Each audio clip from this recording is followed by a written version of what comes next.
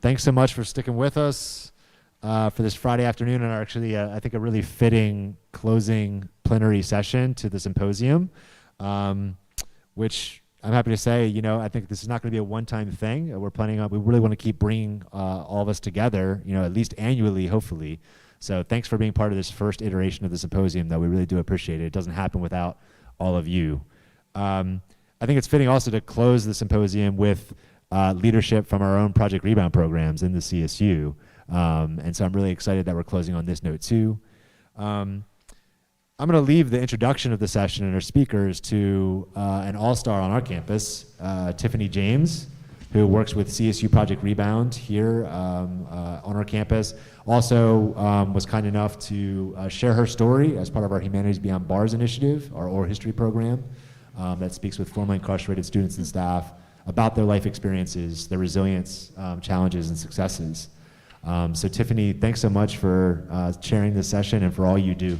Really, really appreciate it, and welcome up. Let's give Tiffany a round of applause.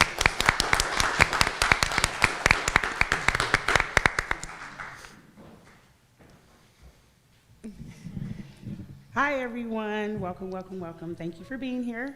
I want to thank our guests, our leaders of Project Rebound that are stepping up with us today. I'll start by introducing them. We have Lily Gonzalez. Lily?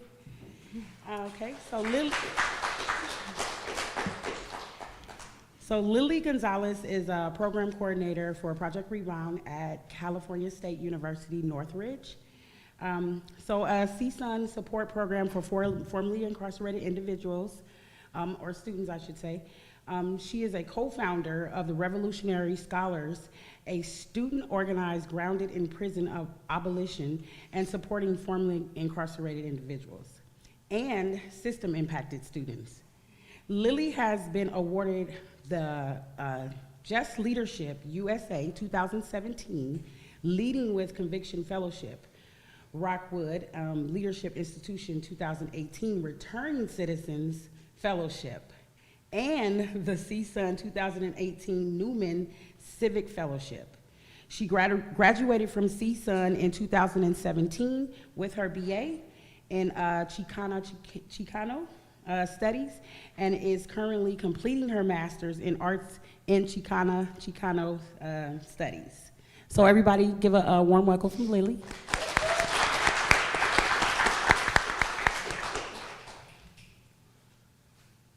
And we also have Priscilla Tariqas, thank you.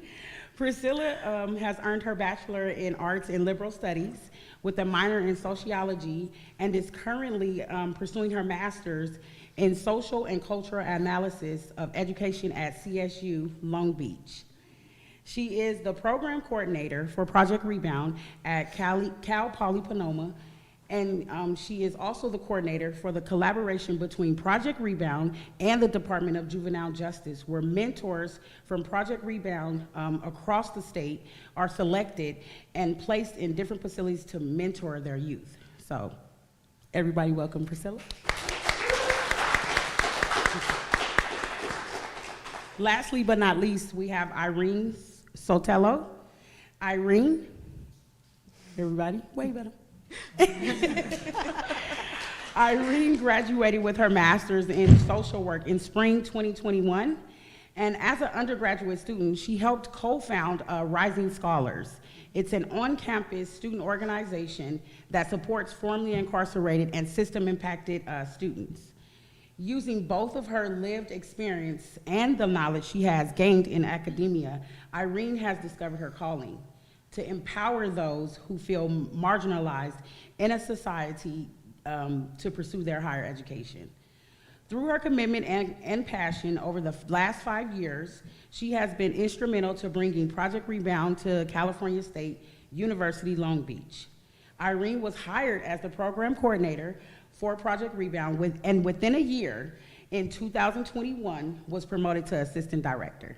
So let's give it up for our 3 leaders here from Project Rebound. Thank you. Thank you everyone so much for hanging out with us on a hot Friday afternoon. We appreciate it.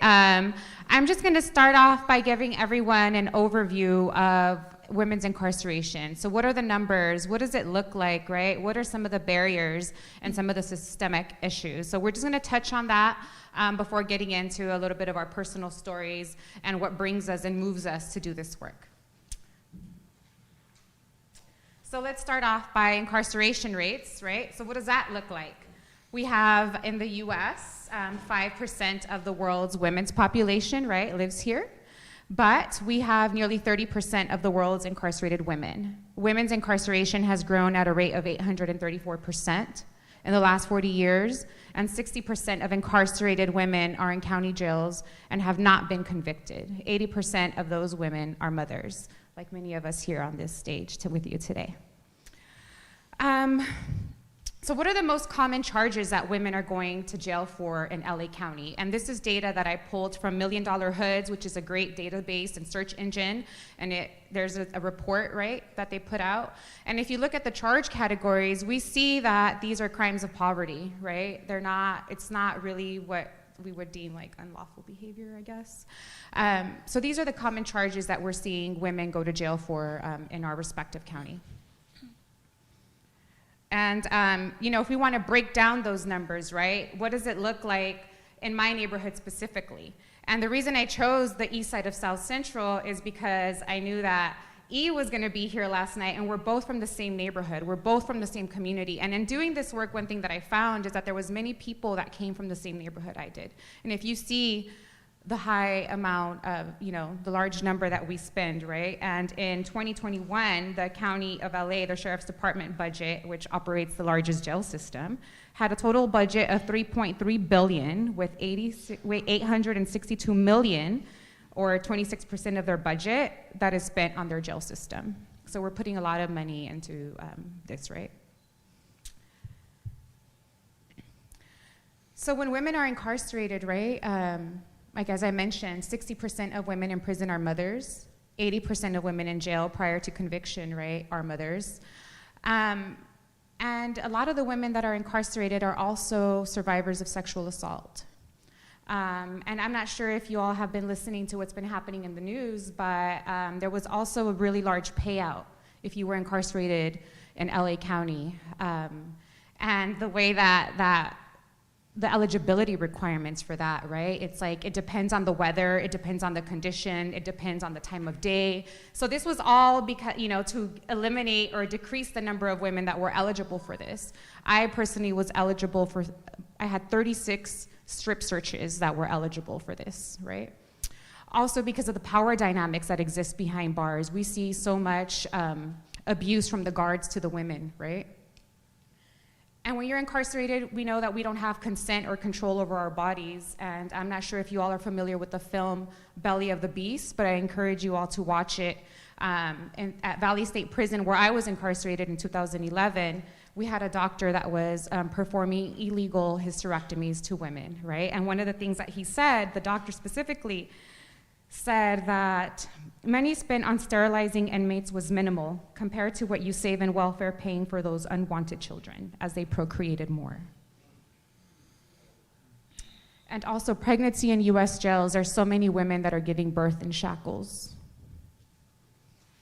So what are some of those barriers, right? When you come home, everything becomes that much more difficult to navigate.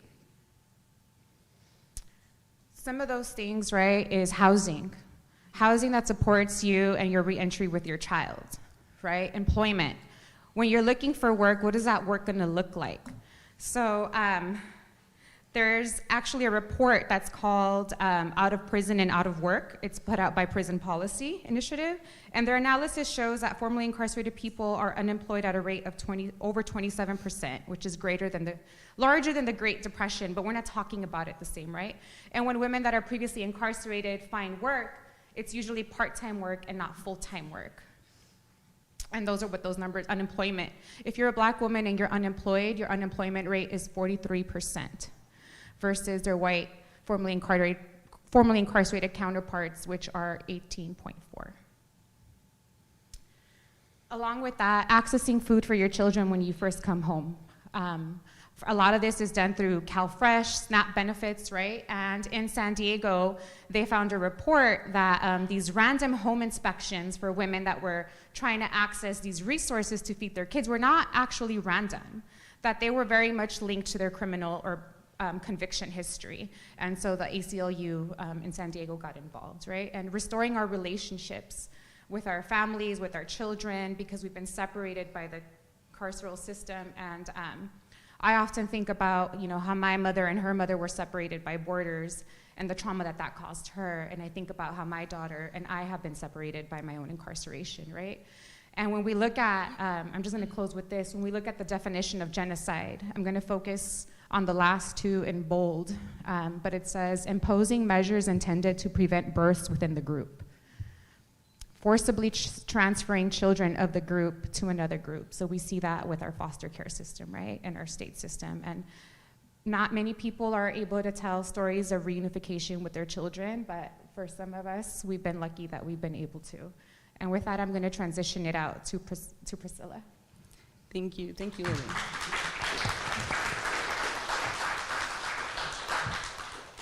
So hi, everyone. So as Lily was mentioning, right, these are all statistics. It's data, it's information.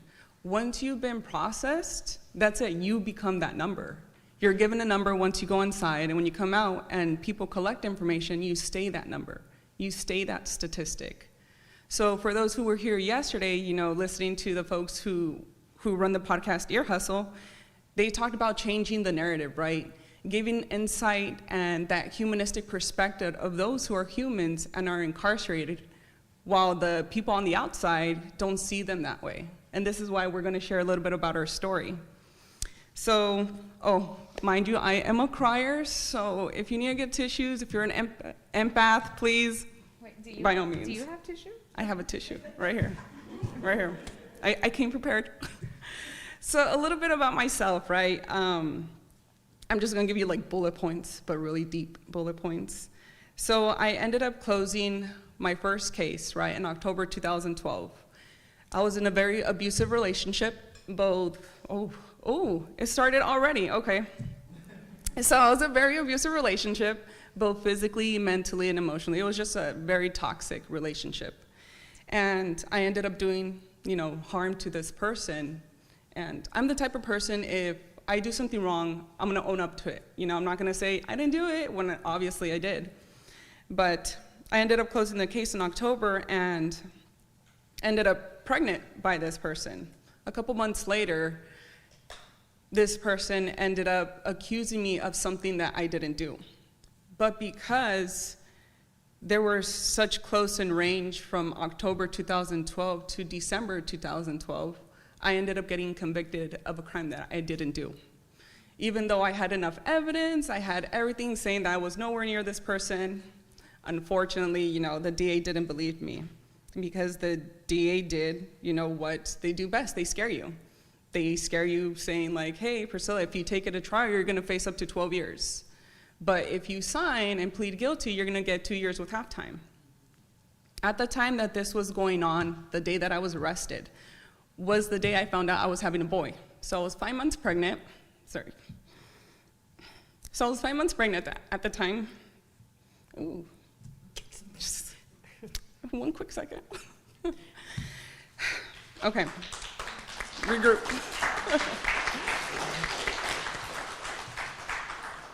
So I was 5 months pregnant at the time, and that's not news, obviously, that a pregnant woman wants to hear that.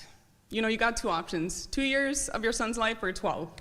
And, I put my son forward. I was like, you know what, I'd rather miss 2 years of his time than 12 years, because obviously you want to be in your son's life, you want to be in your child's life. And so, sorry, I'm trying to get it together. And that's what happened, right? Ended up being sentenced to something I didn't do. Fast forward, the lack of medical attention that's within the facilities for pregnant people is horrendous. I can count on one hand how many times I actually went to the hospital for prenatal visits and everything that they're supposed to do. And if you're a mom, if you know someone who's a mom, you're supposed to go towards the last trimester, you're going at least twice a month. So for me to go in just 4 times. And I want to say 3 of those times was with a midwife within the facility. And all they did was check my weight and the heartbeat. And that was pretty much it. So there was no ultrasounds, no nothing. I did end up going to the hospital once for actual blood work. And then the following time that I went to the hospital was because of the negligence of the facility. I ended up getting a really bad kidney infection when I was 7 to 8 months pregnant. I was throwing up all day. You know, I couldn't keep anything down, no liquids. I felt really, really weak. And my bunkie at the time, she was so aggravated at the fact that they weren't giving me that attention that she went to the CO and had an altercation with the CO because she wanted me to get attention. But yet they didn't do that. All they did was arrest her, stick her in the hole for a week, and that was their way of, you know, taking care of the defiance of this person.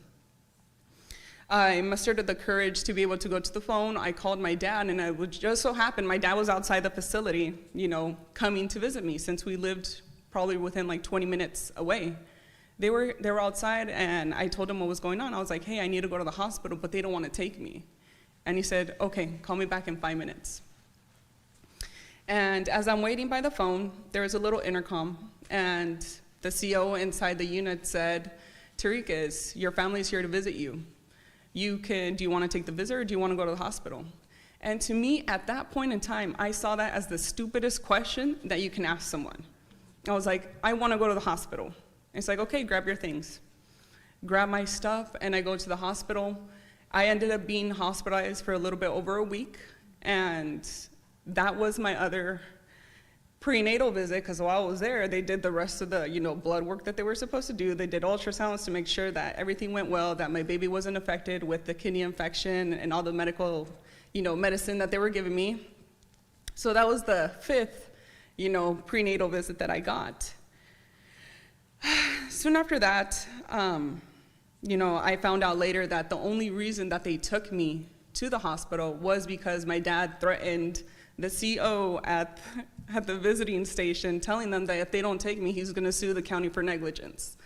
So apparently that worked for them to take me, but, you know, me throwing up and telling them, pleading them, you know, that I needed to go to the hospital didn't.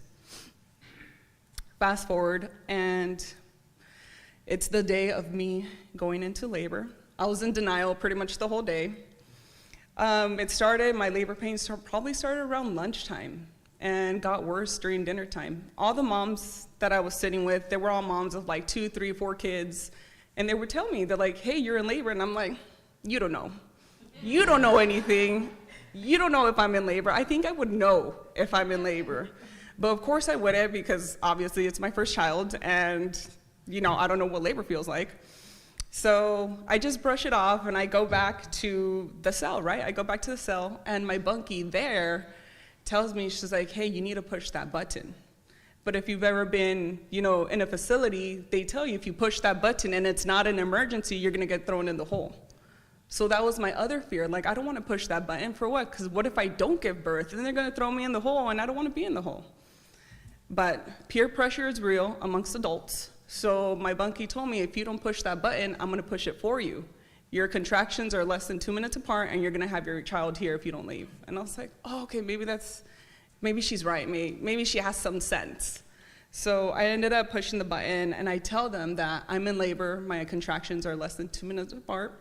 And sure enough, they rushed me to the hospital. They took me to Arrowhead Hospital in Colton, California. I come to find out later that that was a teaching hospital. So while I was there, I get accepted by the nurses. You know, they do all the blood work that they're supposed to do, make sure I was able to get the epidural still and all this other stuff. As soon as I got my room assigned, I had 2 babysitters, one inside and then one by the door, because apparently I can't have any visitors either since I'm still currently incarcerated. As soon as I lay in bed, they shackled me to the bed to make sure that I don't leave. The OBGYN at the time, she's like, why do you have to shackle her? It's like, oh, she's a flight risk. And in my head, I'm like, how am I a flight risk? There's a person that's gonna be coming out of me. What am I gonna do, like waddle down the hall and with another person coming out? I didn't understand the logic that they had. I didn't understand that. And, you know, I didn't want to argue with them because obviously they were going to get their way anyways. So I, you know, stayed shackled. They gave me the epidural, everything was fine. And later on, the OBGYN came in, the doctor that was going to help deliver my baby. And she came in with 6 to 7 other students. My legs at the time were in stirrups. Sorry. They were in stirrups, the little metal things. And the OBGYN goes in, she does what she's supposed to check, make sure everything's going the way it's supposed to. And then she turns back and she looks at all her students and says, okay, each one of you is gonna go in and check, and I'm gonna walk you through the process. Like, I understand, right, that it's a teaching hospital. Sorry, I'll get it together. I understand it's a teaching hospital, right? And at that point, I didn't think I had rights to tell them no, because the system tells you that you have no rights. Me being myself, I believed that I had no rights whatsoever. And that was the most humiliating experience I've ever gone through, right? And it was because after each time the student went in, they patted my leg and said, thank you. And I'm like, are you being, excuse my language, are you being fucking serious? Like, I can't do anything. Why are you saying thank you to me? Like, you literally just felt me up, and, you know, it sucked. It was a horrible experience. And, sorry. So yeah, I'm just gonna cut forward. My son was born a couple hours after. He was born a healthy baby boy, 8 pounds solid. That kid just shot out of there. It was a lot. It was a lot to push out. But he knew it was time. So he was a healthy baby boy, and I was fortunate enough to be able to have my family's support, right? Because a lot of folks who give birth in prison, they don't have that. They don't have the support system, and I did. And I was lucky enough that, you know, they lived 20 minutes away. And so I was with my son for 2 days, and then I had to give him up. But I knew I was giving him up into a loving home where people are gonna welcome him and, you know, love him to the fullest. And he's still spoiled, not by me, but by grandparents, because, you know, that's their only grandchild. And for him to be processed, you know, go through the things that he went through, even before he was born, it's just, I'm really happy that he's not traumatized, that none of that passed through to him. Fast forward, yeah, it's the day of my parole release, right? I'm going home, getting my $200 because that's helpful in this economy. You know, I'm gonna be able to rent a room with $200. And there was no resources for me. And that's the thing that sucked the most, right? There was no resources. The only resource I had was my parole agent's number and their address, and I didn't really want that. I wanted resources on how to be a mom because I didn't know how. You know, I wasn't with my son until later on in his life. And there was nothing. So I get home, and that was a difficult part. No one teaches you,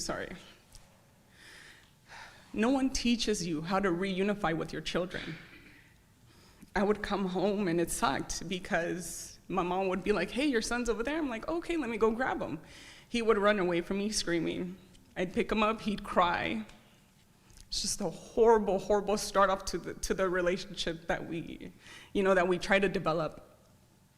And it was a struggle, to say the least. It was hard to be able to build that connection with your child when no one taught you how. You know, I took him with me to school. I was working full-time and going to school full-time, and I had him in the daycare for 12 hours a day because, you know, there was no one to help. In doing that, I didn't find any programs on campus that would help me, that would teach me how to be a good mom, that would teach me how to build that relationship that was disconnected from the beginning. Transferred over to Cal Poly Pomona. There was nothing. It wasn't until later on where I found out about Project Rebound. At this point, my son was like 4 or 5 years old. And I found out about them, and connecting with the people there was the only support and resource I had, because there was parents within that program that went through the same thing, whether it was, giving birth in prison or as soon as they got out, or being separated from their children. They had to go through that process of how to rebuild that trust that was broken. So, little to say, I'm really happy that there's all these resources and programs within higher education now at the community college, all the way up to the UC, CSUs, and that would have really been helpful, during my time. It would have been really helpful, but I'm glad that it happened when it happened, that I talked to the people that I talked to, because even though they weren't in similar situations, they experienced that separation, and they helped guide me how to be able to build that relationship with my son. And I won't take up any more of your time, because I don't know if I can. So I'm gonna pass it over to Lily.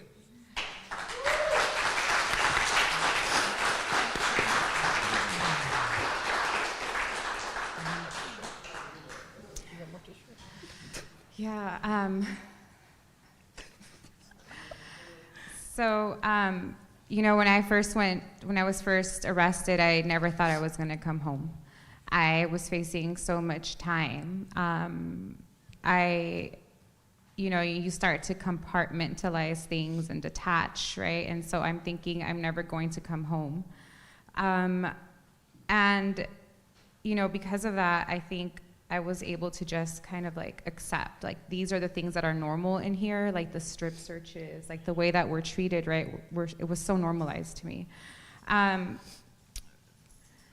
So for me, when I was going through processing and stuff, prior to my arrest, I was diagnosed with gestational trophoblastic cancer, which is a really rare form of cancer that happens in the lining of the uterus to women, right? And I'm going through medical and stuff, and the doctor that's processing me through is like, wow, this is such a rare form of cancer. Has your doctor written about it? This is like a feather in their cap. And I'm like, no, my doctor actually cares about my wellness. Well, I didn't know what was going to happen, right? What that triggered was, in the system, it shows this. So now all of a sudden I'm up for these random visits to go to the LA County Hospital. And I can't refuse them, I can't deny them, I have to deny them what they say in person. So what this looks like for me is, for one, every time you leave the facility and you return, you're strip searched, right? I can't deny this visit, right? So what happens to me, I'm extracted out of my cell, and then every time that I go. This just to show, right, the lack of consent over our bodies. Eventually, the reason I was able to come home, I should say, is because I had the privilege of having my family provide a paid attorney for me. And not that all paid attorneys, it's not an advertisement, but I'm really happy. My attorney was the best. If it wasn't for him, I wouldn't be up here. But at the same time, right, all these things were so normalized, and now it's well, there's a lawsuit happening, there's this happening, right? And during my incarceration, I was in solitary confinement. And I wasn't able to touch my daughter. I wasn't able to see my daughter. Everything was behind a glass, and for 30 minutes. And phone calls were so expensive, there was no way that I was going to be able to talk to her on the phone regularly. So, that's something that her and I are still working on, is our relationship, right? But there was so much, I don't know how to pronounce this word, depravity. I don't know. Never mind. Everything was so scarce. There was nothing in there, okay? I had nothing coming to me when I was in there. Let me just say. So, how I stayed connected to my daughter in this setting was through correspondence. Correspondence became so meaningful to us. And, I'm going to share one story about that. And, during the time that I was being transitioned from CRDF, which is the women's jail, to Valley State Prison for Women, which is now closed, this happened during my daughter's birthday. So for context, I was arrested 2 days after my daughter's 8th birthday. And I just recently found out that she has feelings about that, and she connects her birthday to like this negative thing. So when I first got, when I was first arrested, I struggled to like initially reach out to her, and then from then I wrote to her every single day or every single week with whatever resources I had, right? And I was really worried about being able to stay in connection with her while I was in reception, because you know that you don't have really anything there. So, they say that people in solitary confinement are violent, they're this, there's that. There's so much like bullshit behind why you get classified to even be in there, right? So the women that I was incarcerated with collected cards and letters for my daughter for her birthday and mailed them to her so that she can have something for her from her mom, because I was probably not going to be able to. And that was when, the importance of community, right? And how we're in this like really horrible place, but we're surviving together. And we're on 23-hour lockdown, but the person in the cell next to you makes sure like, hey, what do you need while I'm out, And one of those, we were locked down for, I'm gonna share this story real quick. We were locked down for 3 days. I had already not come out of my cell, and there's Big Brother is always watching. You have speakers in your cell, and I have a sense of humor, and I was like, oh my God, I'm gonna die if I don't have a Coke, from the Coke machine. The cop came on and was like, what did you say, Gonzalez? You gonna die? Guess what? Roll it up, you're going to the psych ward. And I was like, what? So they came in, they physically extracted me from my cell. This was a Friday or Thursday. It was a 3-day psychiatric hold. It was not a 3-day psychiatric hold. It ended up being 2 weeks because of the nature of my charges, right? And so, while I was there, okay, so let me just back up a little bit. I wrote to my daughter one time and I colored something on it with crayons, and that was deemed contraband. So that probably warranted one of those strip searches, right? So now they send me to the psych ward. I'm in a padded green gown. It's just crazy. I'm handcuffed to the shower, handcuffed to the phone, handcuffed to the table, but guess what? There's crayons there. And I was like, what the hell? So just, they started, changing my understanding of like, even in there, like what's criminalized and what's not, right? Sorry, I just lost my train of thought, but just going back to the correspondence, I think even in this work, right, like with Project Rebound, correspondence is so important to me. I obsess over it. It gives me anxiety if we don't respond to somebody. We have a whole MSW intern that like oversees that component of the work, but because I know how important correspondence was to me when I was inside, like in this work, correspondence is like so important to me because that's our direct line of communication and artery to folks inside and how we stay connected. During that same time, when I was in my green dress, I had a visit. It was Mother's Day weekend. So then my daughter comes to see me, and she's like, Mom, why are you wearing that green dress? And I had to be quick on my feet, and I was like, it's my Mother's Day gown. And she's like, they give you dresses for Mother's Day? It's like, what was I gonna tell her, right? But also, during visiting, how so many of us can't bring what's happening in there, right, when we're with our family members. And when I first came home, I didn't know that there was people out here that were fighting for my freedom while I was in there. I thought people didn't care. And no, there's been people that were organizing out here for me to come home. Eventually I came home because of AB 109. So when I came home, I didn't know what to do or where to start. And I eventually made my way over to Homeboy Industries. You may have heard of the organization. And I actually ended up becoming the first homegirl that graduated with the bachelor's degree. And because of that, I think also, the power of storytelling.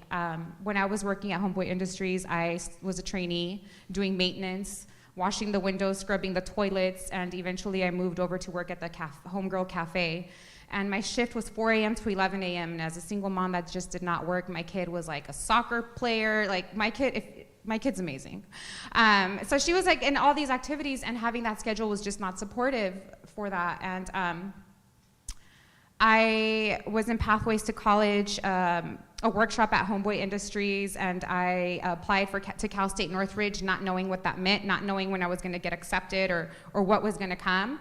And I didn't know, like, you apply now and you don't start till like a year later. I thought, you know. So during this time, I'm at the cafe. I have this 4 a.m. to 11 a.m. shift, and, you know, Brittany, who runs the program, she's like, have you heard about, like, from Cal State Northridge, have you gotten accepted yet? And I was like, man, I come home every day and I check my mailbox and they haven't sent me a letter. And she's like, girl, check your email. And so I checked my email and there was my acceptance letter, right? And I still didn't know what that meant. And it wasn't until I was in the cafe chopping chilies and I read a story of Danny Murillo, who many in the space may know, and he's previously incarcerated himself. And there was an article on him on how he was formerly incarcerated, spent 7 years in solitary confinement, 13 years in Pelican Bay, and how he was graduating. And I was like, wow, it didn't matter what Brittany told me.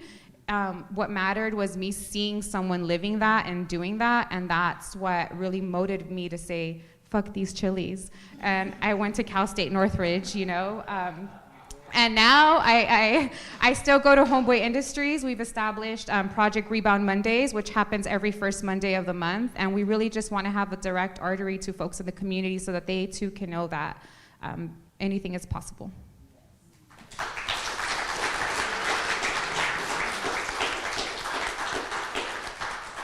So let me tell you a little bit about me. Can you hear me okay? I'm basically going to talk about a lot of the trauma that women go through, young ladies go through growing up, and why some of them turn to what they turn to. Basically, I was robbed of my childhood. At the age of 7, I was molested by the husband of my aunt. I will not claim him as a relative, it's just the husband of my aunt. He tortured me by threatening me daily. If I were to say anything, he's going to hurt me. At 7 years old, living with that kind of threat, it's scary. It was scary to go to sleep at night. It was scary every time he walked in the house. I shouldn't have been going through that. By the age of 11, I lost my mother. She committed suicide. I'm the oldest of 5 children. The twins were only 9 months old. She was only 30 years old when she passed. So going through that trauma of losing my mom, the trauma of what I was already going through when I was younger, I started using drugs. I started using drugs before her funeral. I started on weed. Within the next week, I was on PCP. I started using PCP. That wasn't helping the trauma. I started using acid, and then sometimes both, acid and PCP. So I was basically a lost young girl trying to go through her puberty as my body's changing, my mind is changing. It's when I needed my mother the most. Having to help raise the twins, the babies, and trying to take care of myself. But the drugs end up taking me into the streets, and I started becoming into the gang, getting involved with gangs, and getting in trouble. Started getting arrested at age 12. Doing the things you need to do to get the drugs you need, do the things you do as you are in gangs. I also experienced a lot of things that I will not say up here when I was in the gangs, things that I shouldn't be experiencing at 12, 13 years old. By the age of 15, I met my husband. He was boyfriend until I was 18. That's when I decided to stop using drugs because he basically gave me an ultimatum. I need to stop using drugs. So I did. I had my first child at 21. But in that time, my husband was an alcoholic, and I didn't realize that I was getting verbally abused, and I didn't know that was an abuse. He didn't hit me until I was pregnant with my daughter at the age of 23. He started hitting me, and you know how embarrassing that is. You're pregnant with black eyes. You know, I hid from the family, and covered it up. Oh, he doesn't hit me. He doesn't hurt me. And I didn't realize how bad that domestic violence can be on a woman. Even when he put me in the hospital, he beat me so bad, he bruised my intestines. I had welts on my head. Go to the hospital, I said I got jumped by 5 girls. That's how bad I looked. And I'm apologizing to him. I'm sorry for making you mad. I didn't know. I was young. I didn't understand. Nobody taught me, or nobody showed me that you don't need to put up with that. So fast forward, I wasn't on drugs. I was doing good. I still thought that was the highlight of my life because I became a mother. I was able to raise my children, PTA mom, doing the best I could, enjoyed my children, and been the best mom that I thought I could be. And And I'm grateful I did have that chance to do that because my kids are great. I have a boy and a girl. They had never been arrested. They're doing great.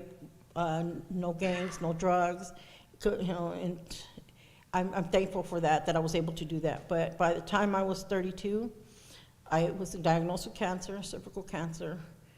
And during the treatment, the chemo and all that, I started getting addicted to the pain medication because I'm an addicted person. So that pain medication, when I went into remission, a few years later. I started, looking for the drugs because I was addicted again. So I ended up finding meth, getting involved with meth. That took me out. Meth, by the time I was 36, I was addicted to full-blown meth. I mean, just straight out an addicted person. I left my home of 19 years with my kids and my father to live in the streets, homeless, chasing that drug. Living in the homeless under a riverbed in a tent, sometimes not even a tent.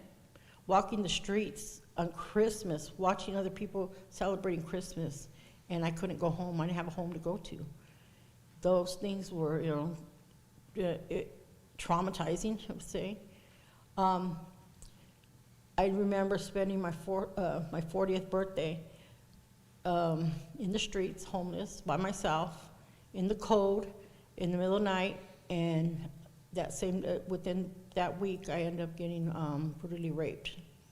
I was brutally raped and left for dead. I guess the ones who raped me thought that I wasn't going to survive it. And the way I looked, when I got to the hospital, it didn't look like I was going to survive. I was cut open where you could see the eyeball from the outside. And so my husband went to the hospital because I needed to call somebody. And he looked at me and says, I can't take you home. The kids, I'm not going to let the kids see you. And I understood, you can't. I didn't want my kids to see me that way. So he had no money for a hotel, so he drops me off at the park. So I go to the park. I used to stay in the playground areas. This way I was off the ground. I didn't like sleeping on the ground. So I sleep in the playground areas. That's where I had to sleep, in pain, cold, and still I didn't leave the streets. The meth had me like that. So I started getting more and more arrested. Every time there was something to get arrested, people were tallying on people, so you're getting arrested for the stuff that you're doing out there. So by the time I was 42, I got sent to prison finally. After all those charges of getting arrested all the time, I was getting sent to prison. And when I got to the county, I got arrested April 5th, 2008. By May 8th, I suffered a stroke because I hadn't been sober in 2 years. So when I suffered the stroke, here I am paralyzed left side. I go out to the hospital. When I got back into the county jail, they did not put me in the infirmary. They put me right back in the same cell I was in when I had the stroke. Having to learn how to take care of myself, bathe, anything. I was hard, I couldn't, go to get meds. I'd have to push my wheelchair with one arm. Nobody wants to help you. If anything, you're more of a burden. So I'm praying, get me to prison, get me to prison. 1 month, I had to go to court 18 times in a wheelchair. That was brutal because, like you said, they'd bring you in, the strip search. Well, I couldn't just do everything. Like they put you in a room outside, in fact, of 50 women. You're naked, have to take off all your clothes, and they tell you have to bend over, cough, and squat. I tell them I'm paralyzed, I can't do that. Well, you better learn, or they're going to put your legs over the wheelchair, and everybody's going to see. So I had to do that a few times until I learned how to bend over and do it the way they asked you to do it. The humility there, because women don't want to see all that. And embarrassed, you lose your dignity there. You lose a lot. So finally, I get sent to prison, and I start my therapy. I was determined I'm going to walk again. I'm going to walk again. Within 6 months, I started walking with the walker. Within a year, I was I was able to get out of the walker, but I still needed it for, I was walking. I was prayed to God that I was going to walk in, and I did. But during that time that I'm in prison, like she was saying, the correspondence with your children, my daughter ended up becoming homeless because my husband had lost his home. My daughter's trying to find, where do I go? I don't know where she's going. She's 17 years old. Then I'm getting letters from her ex-boyfriend saying that she's living out there wildly and she's drinking a lot. So I'm worrying about her. How do I get a hold of her? And my son, I couldn't get a hold of him. So the whole time that I was in prison, I couldn't talk to my kids. I never got one call, nothing, no visits. So it was pretty hard worrying about my children. But within, I'd say 8 months, well, September 11th, I remember September 11th, I had a heart attack. Because of the drugs, the damage that it did for meth, it weakened my arteries, and they were collapsing. So when I'm going into the hospital, they take me out, my heart kept trying to have a heart attack, so they couldn't stabilize me, but I'm handcuffed to the bed. And I'm praying, I don't want to die like this. I don't want to die by myself. So I asked the officer, can you call my kids, let them know that I'm in the hospital? And he says, even if they did know, they can't visit you. That's when I realized I wasn't a person anymore. He says, you're state property. And when he said you're state property, that's when I found, okay, I'm just a number. That's when I felt it. And my kids got word out that I had passed from somebody who got out and said that I had died because I didn't come back to the prison for 2 weeks. So my kids thought they lost their mother, trying to get a hold of the prison. Finally, they got a hold of somebody and they told them that, no, I did make it. But when I got out, I never had a work history. So I went to a program and got to figure out something. I'm a 7th grade dropout, no education. So what do I do? What do I do? I'm disabled, now I got a felony. What am I going to do to survive? I didn't want to be homeless again. So that's when I discovered, let's go to school, let's try school because they give you money to pay for rent. So I started school for the wrong reasons, but it was money, and I started liking it. I got that first aid, and once I got that first aid, that was an accomplishment I've never had. I did it. I did something that first aid, so I started challenging myself. By the time I was done with community college, I graduated with the highest honors. And so after that,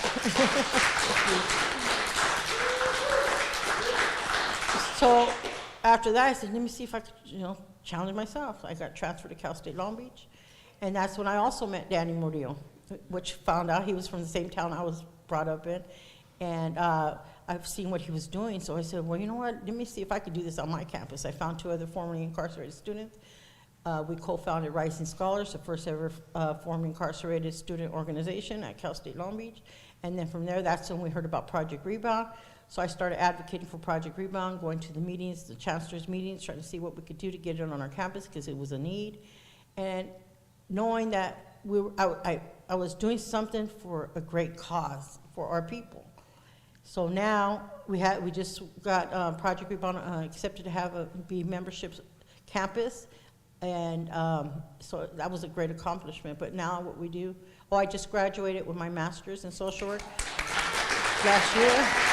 2021, high honors, the highest honors, and I got hired on as the program coordinator, and now I'm the assistant director. I go into juvenile halls, and I go in to help the young girls with trauma. That's why I did the MSW, because I feel I'm here to help those who can't help themselves and advocate for those who can't, and to basically motivate those who feel that they can't do it and should be the example that if I could do it, anybody could do it. So that's my story, and thank you guys. I think we're done, right? Huh? I didn't cry. I cried for Priscilla. Thank you. Yeah. Oh my gosh.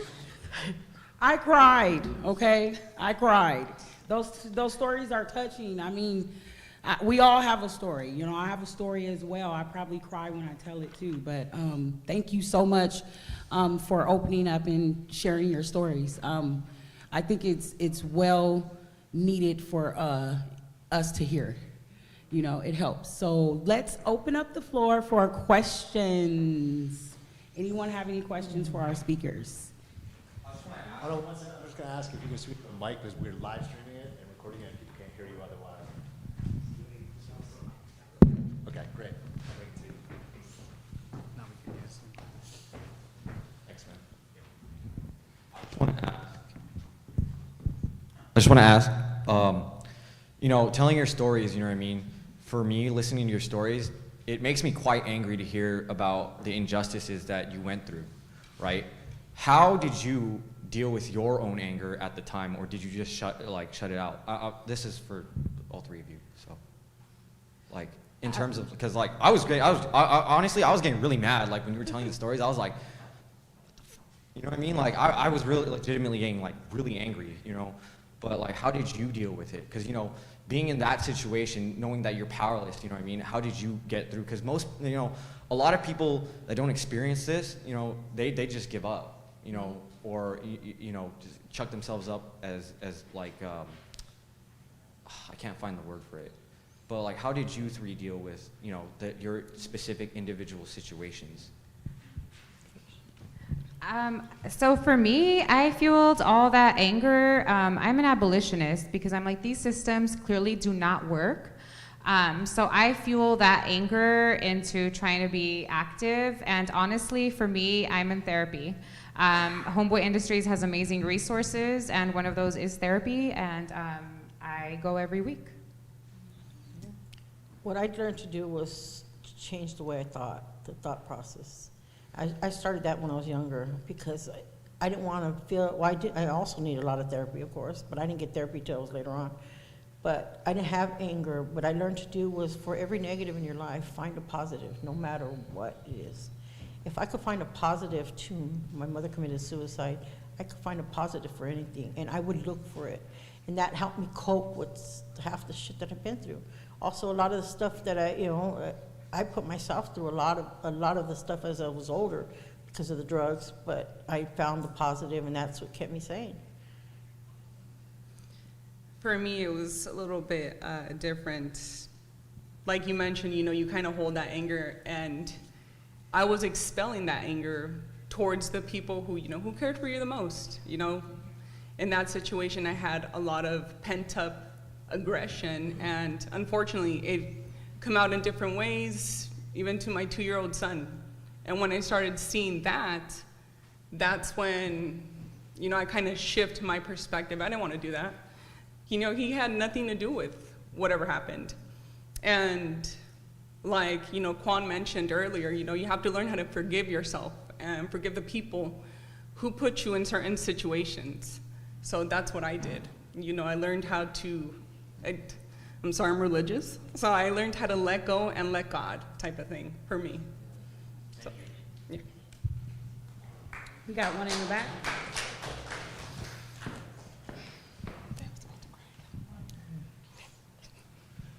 Okay, first of all, I want to thank you so much for, one, being very, very vulnerable, and yet also so very powerful, and showing us how you're able to get from there to where you are now.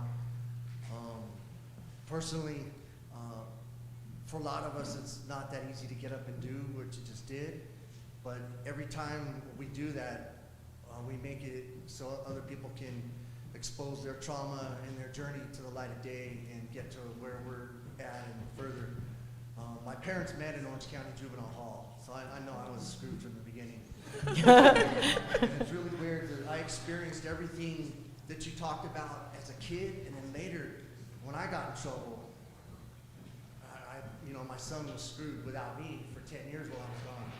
So it's really strange to see the generational ripple, and just to honor the work you're doing, because I know that ripple stops with you, and good ripples are coming from it. Thank you. Thank you.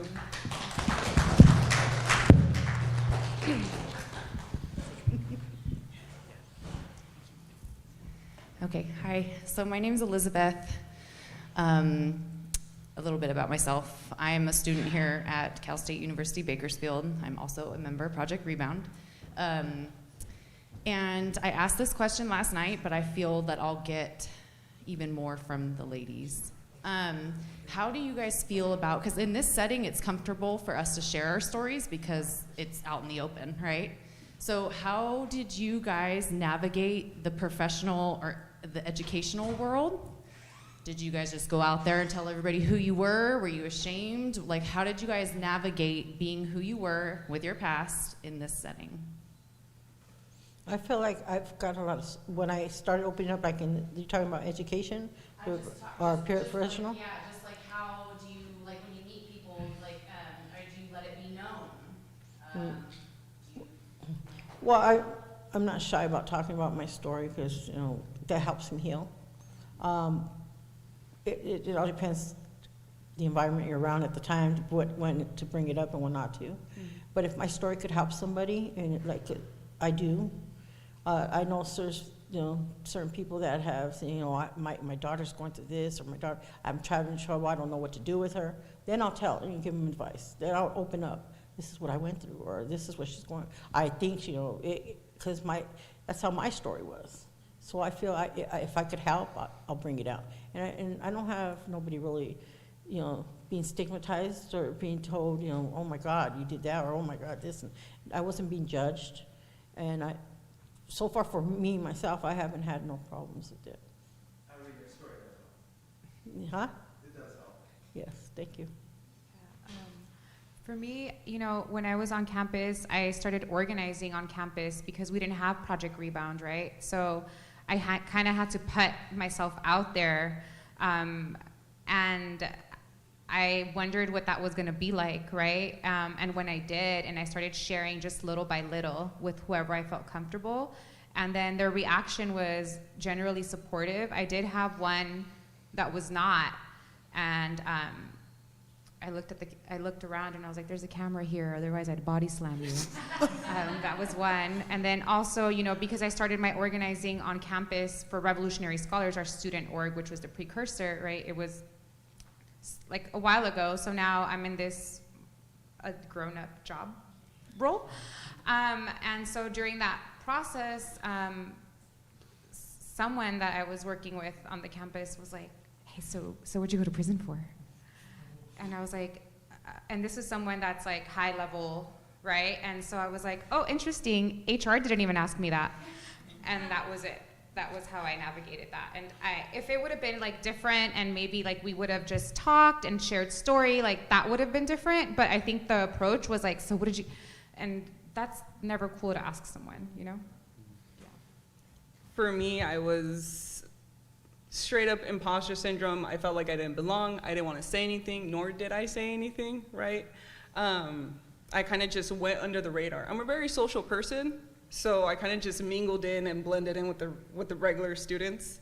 But you still had that in the back of your head, right? Like you can see it right here, felon, convicted, whatever it is.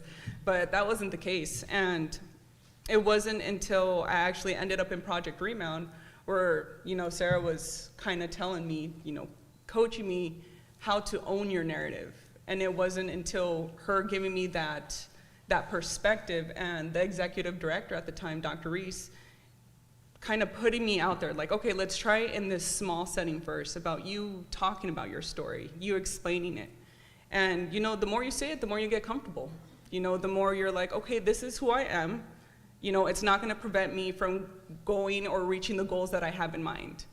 So it was just going through that process, right? Obviously, there's going to be barriers, whatever it is that you do, whether it is you're going to housing, you want to pursue your education, you want to get a job on campus, there's going to be barriers everywhere you go, but it's how you go about those barriers, right? And being in that program helped me understand how to overcome those barriers. So I was really, really thankful for being involved with Project Rebound. I'll just add that you'll realize that more of us are impacted by incarceration and sharing your story than not, because in sharing, then other people share like how they're impacted too. I think we have a question right here, Adrian.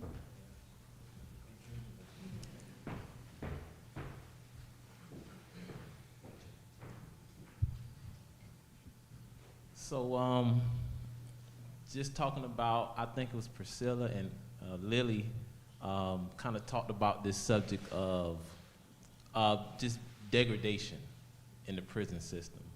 And I know from being incarcerated myself that as you spend time in prison, it's pushed on you to be a second-class citizen, So you say you accepted it because I'm going to be here for life, and it sounds like you never did. So I want, it's a two-part question. The first question is, how did you fight against accepting being a second-class citizen, knowing it was passing by the minutes, okay? And the second part of this is, how did you finally rebound once you got out? Did it affect you when you got out?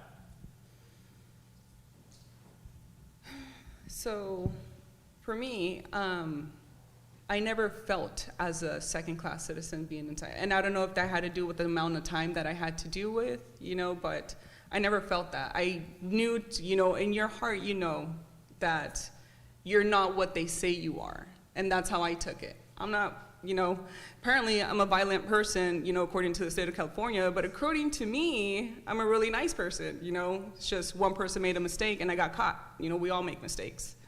But I never felt that, you know, so I kind of just didn't even bother entertaining the idea of it. But when I got out, that was a whole different story, because then all those barriers come, the barriers with employment. I got my first job through Craigslist. I didn't even want to apply, you know, through anywhere else. And I was really fortunate enough that they didn't even do a background check. They were like, hey, you have a social? And I was like, yeah, I do. And they're like, okay, cool, you're hired. Great. So, but I knew that that wasn't always going to be the case. And as I moved forward and I tried to get housing on my own for me and my son, the same barrier came up. And it affected me more on the outside than it did on the inside. And again, it was going through those resources and being able to learn the resources and being able to